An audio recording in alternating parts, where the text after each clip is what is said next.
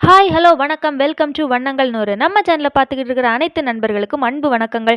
உங்க ஆதரவை நீங்க எங்களுக்கு தரணும்னு நினைச்சா மறக்காம நம்ம சேனலுக்கு சப்ஸ்கிரைப் பண்ணுங்க. கூடவே பக்கத்துல இருக்கிற பெல் பட்டனையும் கிளிக் பண்ணிக்கோங்க. இன்னைக்கு நாம கோதுமை மாவையும் பன்னீரையும் வச்சு செய்யக்கூடிய ஸ்நாக்ஸ் ரெசிபி தாங்க பார்க்க போறோம்.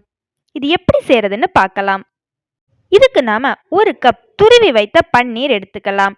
கூடவே சின்னதா நறுக்குன பெரிய வெங்காயம் ஒன்றும் எடுத்துக்கலாம். பேன்ல 2 ஸ்பூன் ஆயில் ஊற்றி ஹீட் பண்ணிக்கோங்க.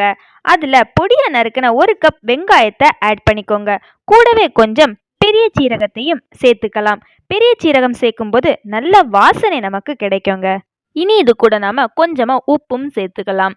இந்த பெரிய வெங்காயம் நல்ல பொன்னிறமா சிவந்து வர வரைக்கும் நல்லா வதக்கி எடுத்துக்கலாம். வெங்காயம் நல்ல பொன்னிறமா சிவந்து வந்ததுக்கு அப்புறமா நாம ஏற்கனவே துருவி வச்சிருந்த அந்த ஒரு கப் பன்னீரையும் இது கூட சேர்த்துக்கலாம்.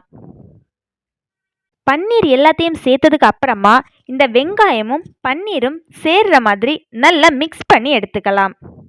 பால் விரும்பாத குழந்தைங்களுக்கு நீங்க இந்த மாதிரி செஞ்சு கொடுத்தா பால்ல உள்ள எல்லா சத்துக்களும் அந்த குழந்தைங்களுக்கு கிடைக்குங்க. வெங்காயமும் பன்னீரும் நல்லா மிக்ஸ் ஆனதுக்கு அப்புறமா இதில் நமக்கு தேவையான மசாலாக்கள் எல்லாம் சேர்த்துக்கலாம். 1/2 ஸ்பூன் மிளகாய்த்தூள், 1/4 ஸ்பூன் மஞ்சள் தூள், சாட் மசாலா வேணும்னு உள்ளவங்க சேர்த்துக்கோங்க. முற்றிலும் இது ஆப்ஷனல் தாங்க. சாட் மசாலா நம்ம ஒரு பிஞ்ச் அளவுக்கு சேர்த்துக்கிட்டா போதும். இனி நம்ம இந்த உப்பு, மிளகு, மஞ்சள் எல்லாமே பன்னீரில் நல்லா மிக்ஸ் ஆகிற மாதிரி நல்லா கலந்து எடுத்துக்கலாம். இப்போ நாம் செய்யக்கூடிய இந்த ஸ்நாக்ஸை குழந்தைங்கள்லேருந்து பெரியவங்க வரைக்கும் எல்லாருமே விரும்பி சாப்பிடுவாங்க. இப்போ ஸ்டஃபிங் நம்மளுக்கு ரெடி ஆகிடுச்சு. இனி இதுக்கு மேலே லேசாக மல்லித்தழையை தூவி எடுத்துக்கலாங்க. மல்லித்தழை கூட நம்மளுக்கு ஆப்ஷனல் தான். உங்களுக்கு வேணும்னா சேர்த்துக்கோங்க, வேண்டாம் அப்படின்னு நினச்சிங்கன்னா நீங்கள் இதை ஸ்கிப் பண்ணிக்கலாம். இனி அடுத்ததாக நாம் கச்சோரி செய்கிறதுக்கான மாவு ரெடி பண்ணலாங்க. இதுக்கு நாம் 1.5 கப் கோதுமை மாவு அல்லது மைதா மாவு எடுத்துக்கலாங்க. நம்ம ஏற்கனவே ஸ்டஃபிங்கில் உப்பு சேர்த்துருக்கனால நீங்கள் கொஞ்சமாக தேவைக்கு ஏற்றாப்புல உப்பு சேர்த்தா போதும். ஒரு பிஞ்ச் அளவுக்கு சோடா உப்பும் சேர்த்துக்கோங்க. இனி இதில் கொஞ்சமாக தண்ணி சேர்த்து சப்பாத்திக்கு நாம் எப்படி மாவு பிசைவோமோ அந்த மாதிரி பிசைஞ்சு எடுத்துக்கலாம். மாவு நல்லா கெட்டியாக இருக்கணுங்க. அப்போ தான் கச்சோரி கரெக்டாக வரும். தேவைக்கேற்ப கொஞ்சம் கொஞ்சமாக நீங்கள் தண்ணி சேர்த்து மாவை பிசைஞ்சு எடுத்துக்கோங்க. இப்போ மாவை நாம் நல்லா பிசைஞ்சு எடுத்துக்கிட்டாச்சுங்க.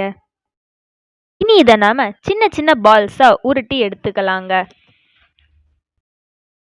நம்மக்கிட்ட இருக்கக்கூடிய எல்லா மாவையும் முதல்ல நம்ம பால்ஸா உருட்டி எடுத்துக்கலாம். இனி இதுல நாம ஸ்டஃபிங் வைக்கிறதுக்கு ரெடி பண்ணலாம். அதுக்கு முதல்ல ஒரு பூரிக்கட்டையை வச்சு மாவை நல்லா தேய்ச்சி எடுத்துக்கோங்க.